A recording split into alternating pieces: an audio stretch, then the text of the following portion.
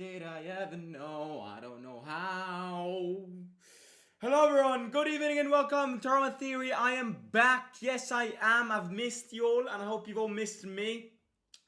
It's been really fun in Spain. Bilbao is a really nice city. If you follow Roma Theory TV on Instagram, then yeah, you know what I was up to. Really fun. And it was a great experience doing the football volunteering as well. I am back in Rome. Roma Olympiacos 1-1, or third friendly game of the summer preseason is done and complete. And it's a 1-1 draw. Now look, I was on a plane like 3 hours ago, so I watched the entire second half and I watched a big part of the first half. So I'm definitely in a position to speak about this game, and I'm also definitely in a position to speak about this summer preseason up to now. You know, what went wrong, what needs to improve now that we are moving on to this second half of the preseason. The team will be leaving for England late tonight, and they'll have the second half of this summer preseason. It's probably going to be a more professional second half, because we have a complete team, because the new players are gonna, train more with the coming players as well. We're also potentially gonna face tougher opponents coming from tougher, leagues around the world. So I'm looking forward to it, and yeah, let's get into this. First of all, how's everybody doing? I hope everybody's doing well, and yeah, don't forget to hit the like button, subscribe to the channel. If we can get 80 likes on this live stream, it would be absolutely amazing. So if you're watching live or not, do hit the like down below. Also, can I just say one thing before starting this live stream and speaking about this game?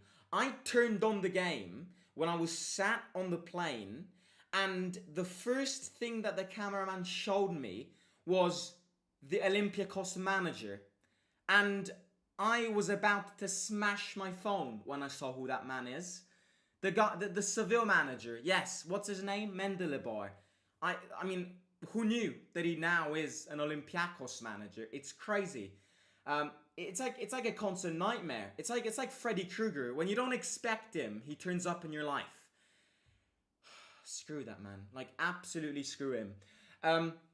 But yeah, look, let's get into this. So, I think general comment on the preseason up to now.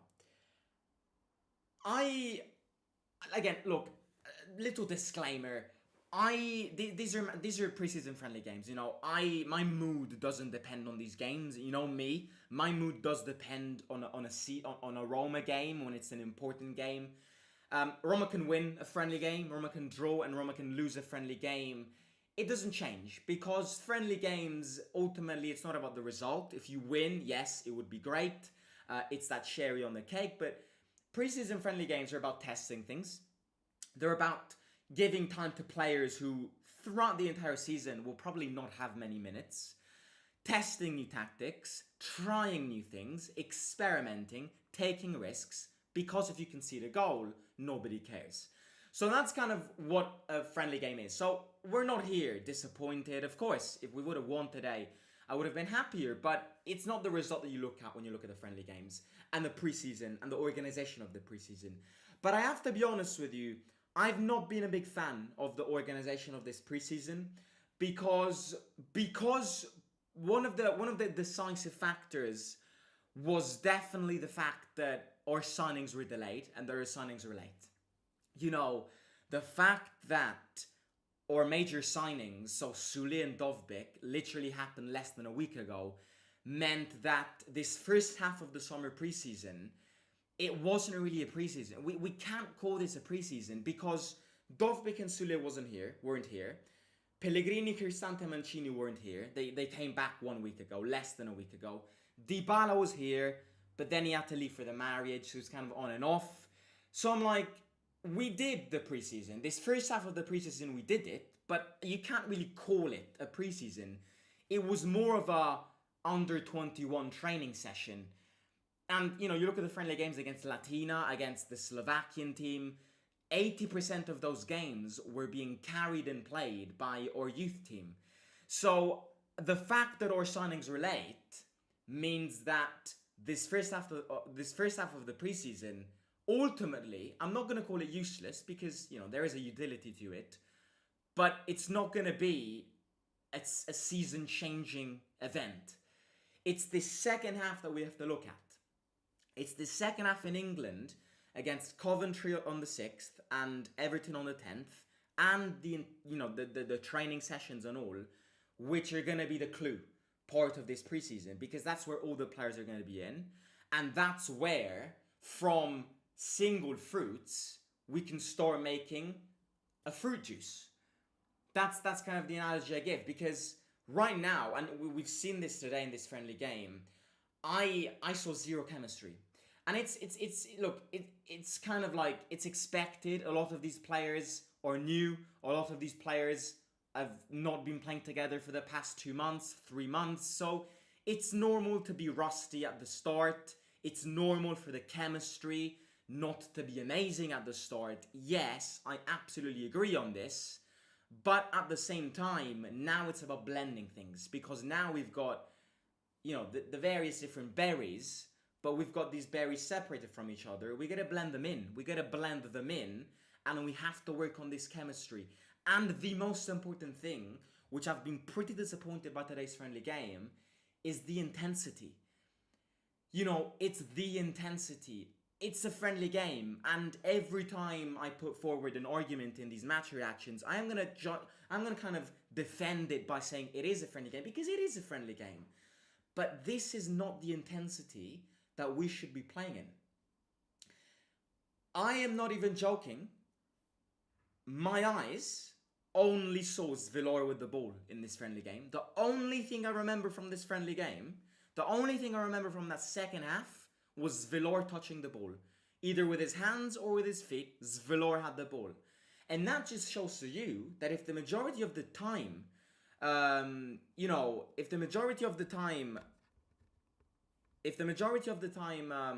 on, is this better? Yes, this is better. Can you hear me now? Yes, this is definitely better, right?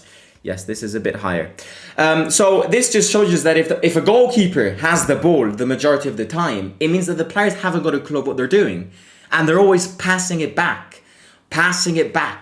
What do I do? Long ball? No, pass it back to Villar. So yes, it is true that we want to start playing a football which requires starting from below, and therefore Villar needs to touch the ball. But Villar touched the ball way too many times.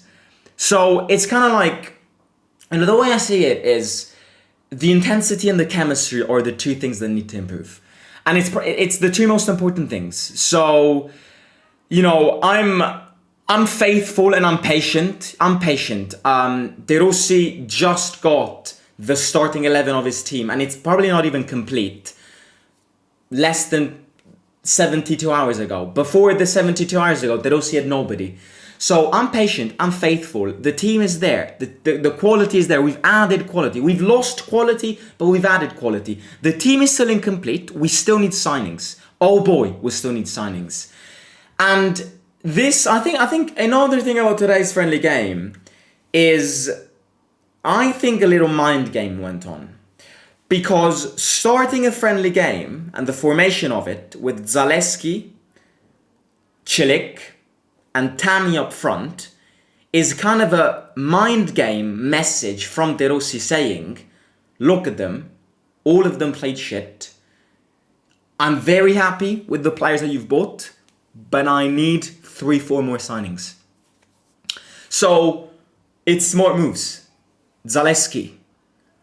I think we can all agree that his time has come. I think we can all agree. We've debated around the fact, Zaleski, give him another chance. Trust me, he's good. Trust me, he can improve. Give him time. Be patient. I've had enough. I've reached that point where I just gave up. The more I see Zaleski, the more I question the reasons behind his decision-making in becoming a professional football player. I'm sorry, but he did not get one movement wrong in today's first half. Pass, stop, movement, I struggle to believe how he's a professional football player. You know, Zalewski, I'm sorry, he's been great in that first season with Jose, but he's so shit. He is so shit. And I have given up. I want to give him one last chance. And I'm always like here saying, give him one last chance. You never know, he might perform. You never know, he might restart. You never know, he might, but, you know, yeah, I gave up. The other player that today was bad, Çelik, obviously conceded the penalty, wasn't good, passing wasn't good, accuracy wasn't good. I still think out of Buba, Sangare and Çelik, I think none of them is starting material quality, which is why we need a right back, quick. And I think a right back deserves a smart and a good investment, because I think Çelik and Buba Sangare are not starting material. Buba can become starting material, but Buba's a kid.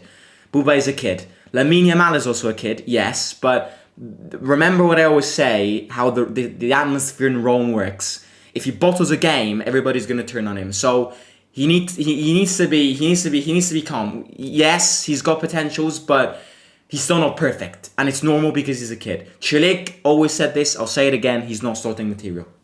He's like Korstop, maybe a bit better, but nothing more than a bit. The other player which played really, really bad today, Cristante. You know me, in certain games, I give Cristante credit, because in certain games you can tell that he's the midfield machine of this team. In other games, he's absolutely garbage. And in today's game, I am starting to question. In fact, I'm not questioning this. This is a statement. We need another midfielder.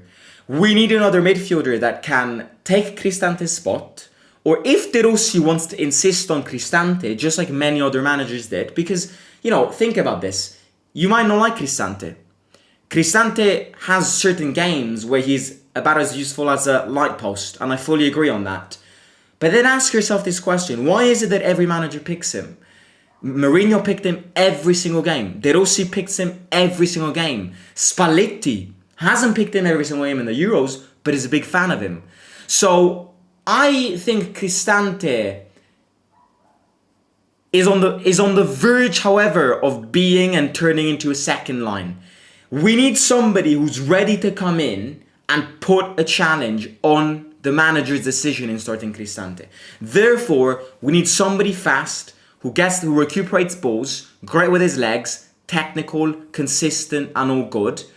That, you know, it's kind of like we need somebody who can challenge Cristante's starting position. Because I am starting to agree with people who say that Cristante starting games, every game, can be a mistake. In some games, Cristante is good. When you play against slow teams, Cristante is good, because Cristante is good at, you know, setting the play. But when you start playing against fast teams which press, high intensity, look at Olympiacos today, great intensity, pressed a lot, pressed Zvelar, pressed the wing backs, pressed Ndika Mancini and Deacon Smalling. And, you know, when Cristante is put against a team which goes faster than him, Cristante starts having a mental breakdown, which is why you need somebody who can come in and knock him off. The team is incomplete. We can lie to ourselves. We had some great signings, and I've been really surprised by the length of these signings, but we need more. We need a right back, a good right back.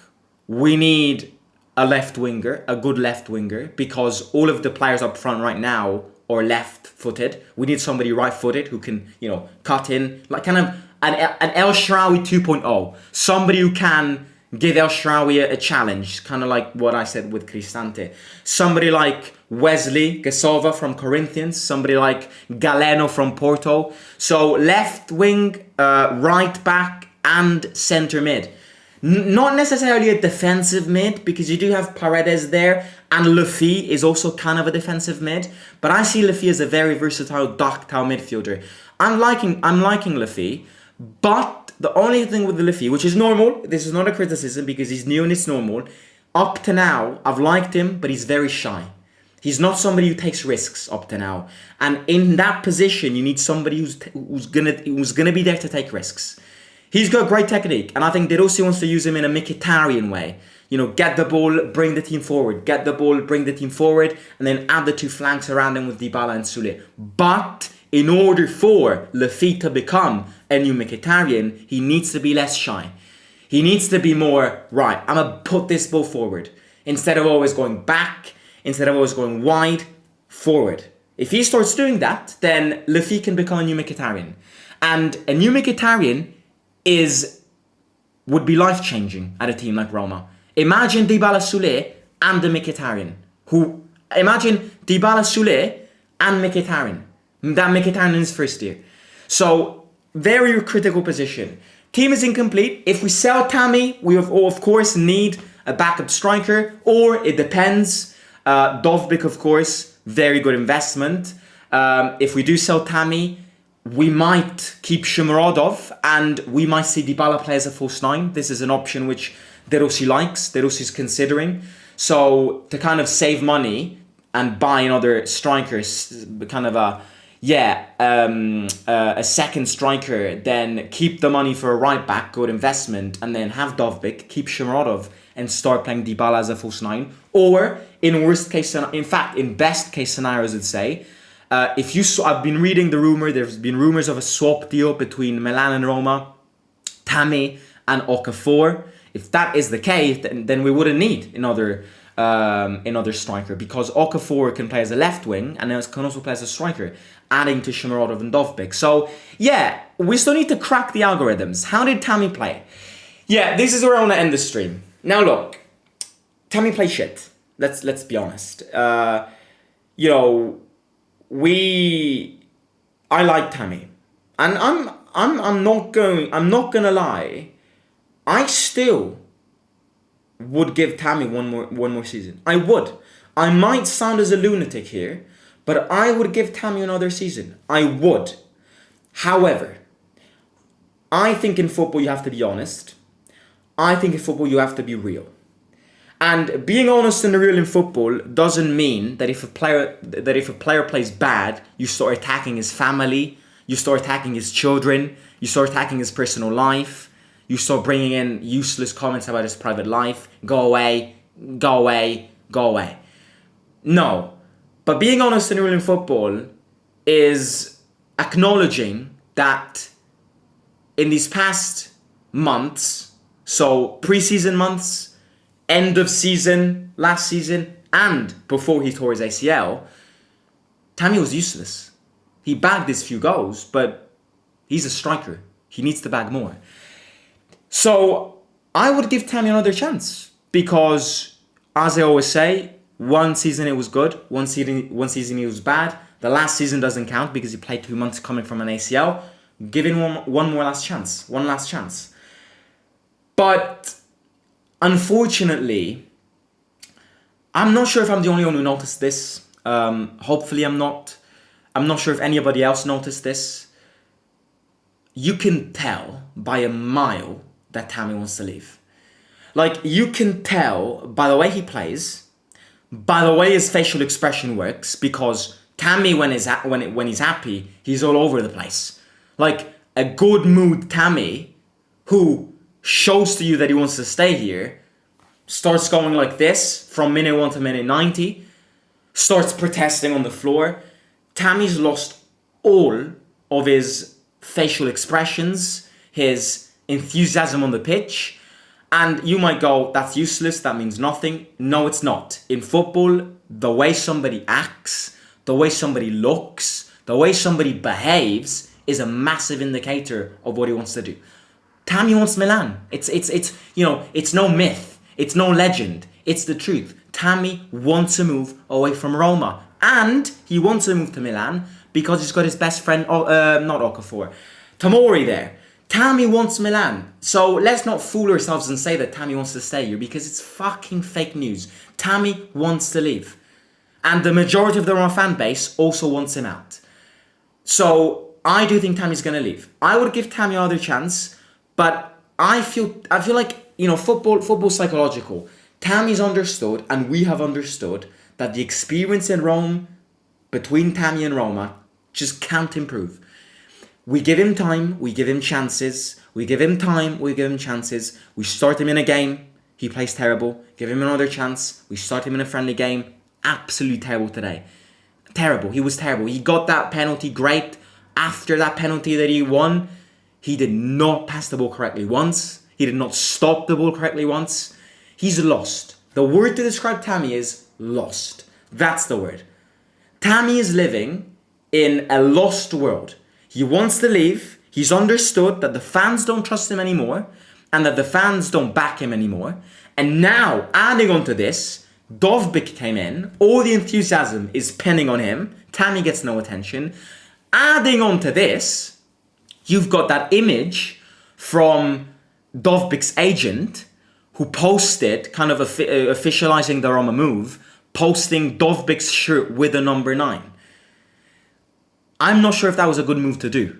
You know, that's kind of saying, who's the number 9 right now? Tammy? Forget about him. Dovbyk. And Dovbyk doesn't even have a number 9. So, again, Tammy's lost. Tammy's lost. Tammy wants to leave. And Tammy will leave. Trust me, Tammy will leave. Because Roma want to clear him out. Roma want to clear his wages out. And De Rossi doesn't like him. De Rossi doesn't feel as if Tammy is the striker that belongs to his project. So, you know, I feel bad because, you know me, I like Tammy. I was in love with Tammy in that first year when we won the Conference League. He was an absolute beast. But I will also say that, as I always say, we've burnt him. The Roma fan base, the Roma atmosphere, the media, the press, they've burnt Tammy. Tammy needs to move away from Rome if he wants his best from his career. Also, a doubt that can come in my mind, the more that I see Tammy play, is that first season that he had, Tammy was a season wonder. I like him. I love him. I respect him. He fought for us, but the time has come. Because he's lost, he doesn't want to be here, and he wants to go to Milan. So, I would give him another chance, but, you know, he deserves his best in his career as well. And the best will not be achieved here. Trust me, it won't. He's so emotionally weak that in Rome, he will not improve anymore. So that's that.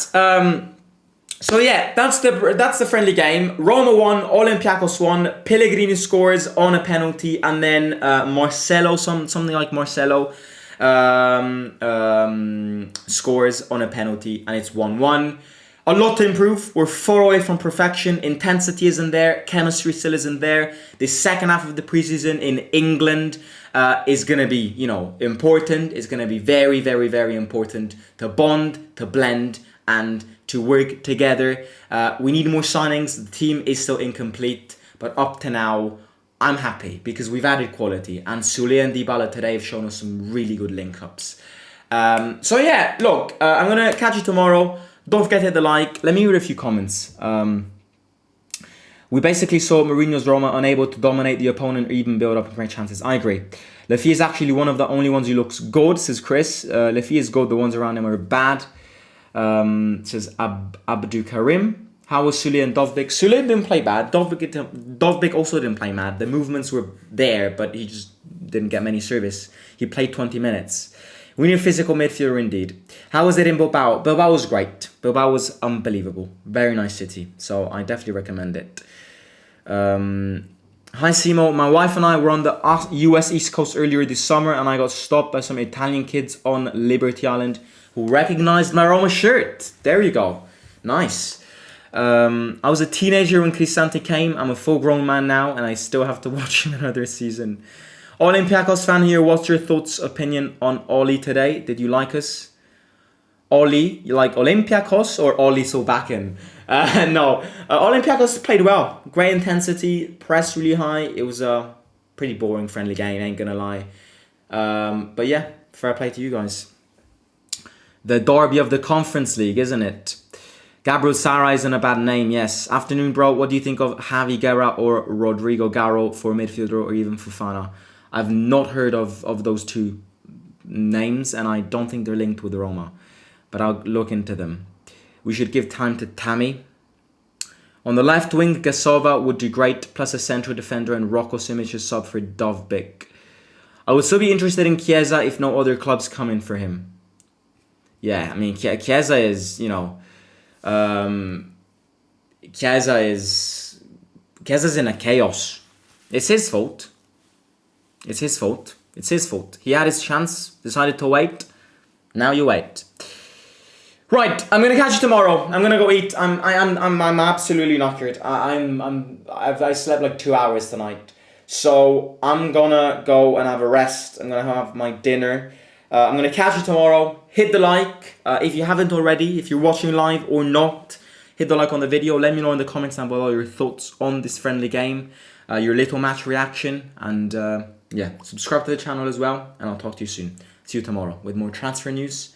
And yeah, team is leaving for England tonight. So we'll cover the England preseason all together. Coventry friendly game, the 6th, and Everton the 10th. So we've got 2 friendly games coming up in the next week. Love you all, take care, and I'll speak to you soon. Bye bye. Simo out.